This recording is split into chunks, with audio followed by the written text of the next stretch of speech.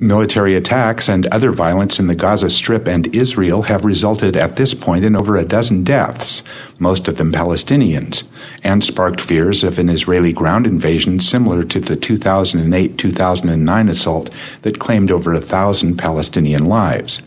The past 24 hours of violence, as we tape November 15th, were sparked by Israel's killing of Hamas military leader Ahmad al-Jabari on Wednesday.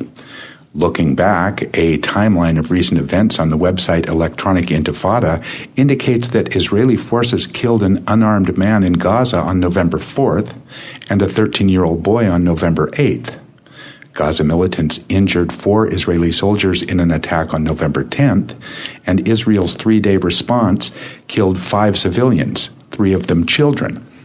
A tentative truce appeared to be in place as of the 13th of November. The next day, Israel killed Ahmad al-Jabari. There might be a number of ways to present that information, but sadly there's little mystery as to how the U.S. press will do it. Conventional corporate media timelines almost invariably stress that Israel is responding to violent attacks by Palestinians, whatever the facts.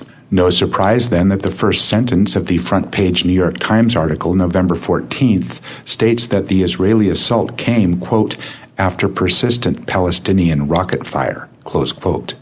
Or that on NBC Nightly News, Martin Fletcher told viewers, quote, Israel said it had no choice after Palestinians in Gaza fired at least 100 rockets at Israel in the last 5 days, close quote.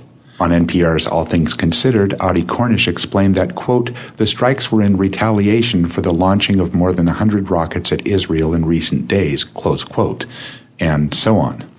Listeners should remember, as they read these accounts, that when journalists explain what caused what, they're making a choice about when to start the clock.